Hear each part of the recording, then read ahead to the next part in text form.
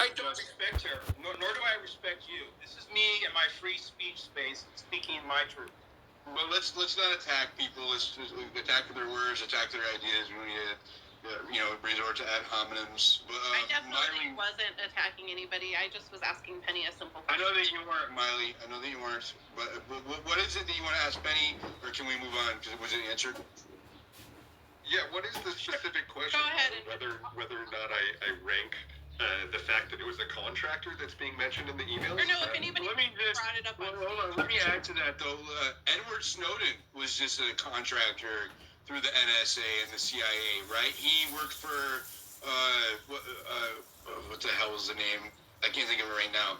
Halliburton. Right? He was a Halliburton employee. Like, there's a lot of contractors. This is a lot of how the CIA gets away with the shit that it does. Because it goes through third parties. And, they're not working for the CIA. Right? But they just have access to everything. Right? Look at Edward Snowden. Like, he was a contractor, a third-party contractor.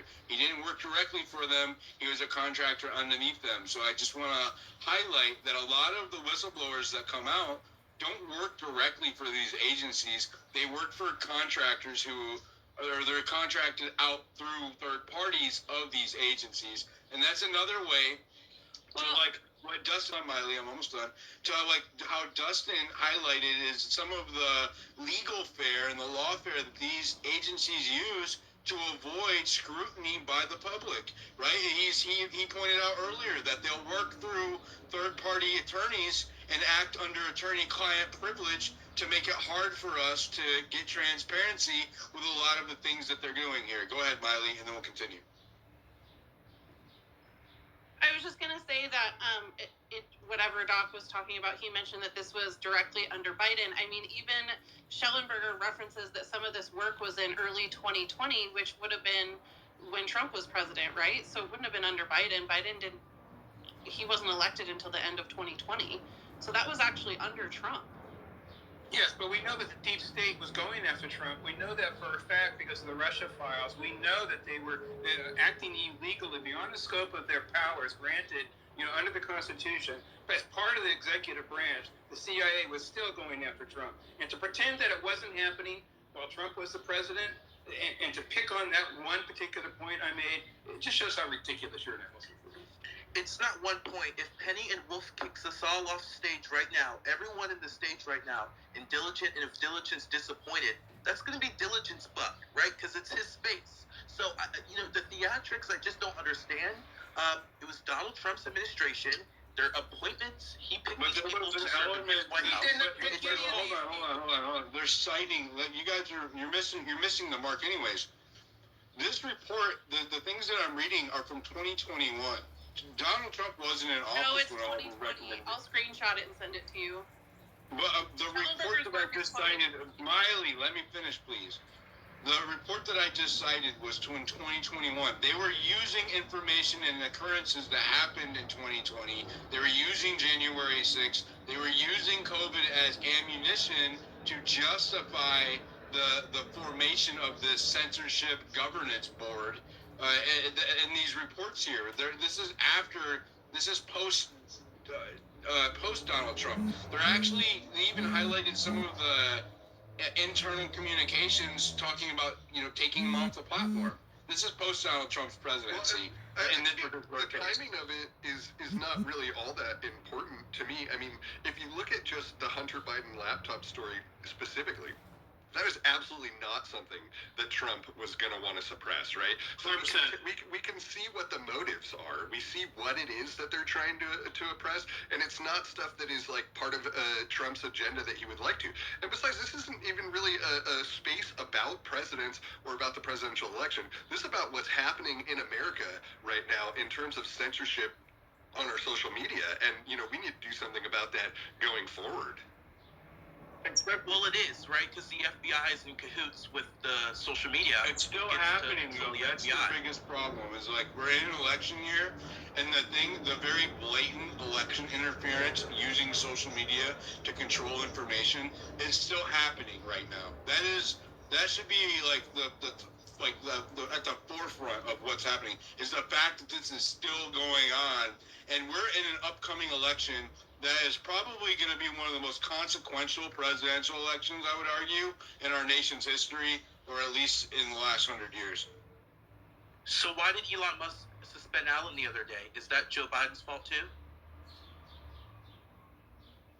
Anyways, we're going to continue. I'm going to continue reading the Twitter files. We'll go from there. So again, for the listeners who just joined us, please, bottom right corner, we're trying to break 1,000 listeners. This is, we're very close. I want to make sure that everybody gets this out. Repost this Schellenberger Twitter file drop. We want to get this information out to as many people as possible. If you can, share it off platform, do so, because we're in our own little bubble here, and we want to get this out to the public as much as possible. So, quote, expand formal and informal partnerships with Amazon Web Services, GoDaddy, and PayPal. So what they're going to do is highlight the cancellation process of individuals. On April of 2021, Miley, a Twitter attorney emails 32-page document titled The Alethea Group Recommendations. It says, quote, Twitter has an opportunity to become an industry leader. How? At the top of the list is develop and expand threat intelligence capabilities. This starts with hiring an outside vendor. Oh, did I already read this? No, again. Okay. This starts with hiring an outside vendor to provide consistent threat intelligence feeds on priority markets or topics for Twitter, such as COVID-19 misinformation, QAnon, violent hate groups, or foreign government-operated intelligence operations. Why an outside vendor? Because, quote, outside vendors often have more access to more unique data sets, language capabilities, and geographic expertise, Alethea reasons. So they're talking about why they should accept the intelligence community with open arms. This approach is consistent with Twitter's platform peers such as Facebook and, to a lesser extent, YouTube's new analytic team focused on sophisticated threat actors. So they're using how other social media companies have accepted the intelligence apparatus with open arms is why Twitter should do the same. The second major recommendation is to, quote, expand formal and informal partnerships with domain hosting companies, digital ad providers, and financial platforms such as Amazon Web Services, GoDaddy, or PayPal. Why? So Twitter can respond to, quote, threat actors in a more holistic fashion. So they're talking about comprehensive cancellation and censorship efforts using financial incentives as well. In other words, Alethea is proposing that Twitter lead an effort to organize all other social media companies, e-commerce companies, and internet service providers to deplatform, demonetize, and deperson disfavored individuals. We have two of the people who are victims of that on stage right now. Alan DeSantos had all of this happen to him, and so has Dustin.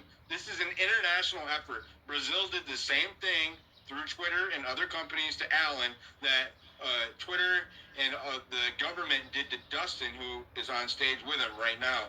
Debanked him, censored him, deplatformed him.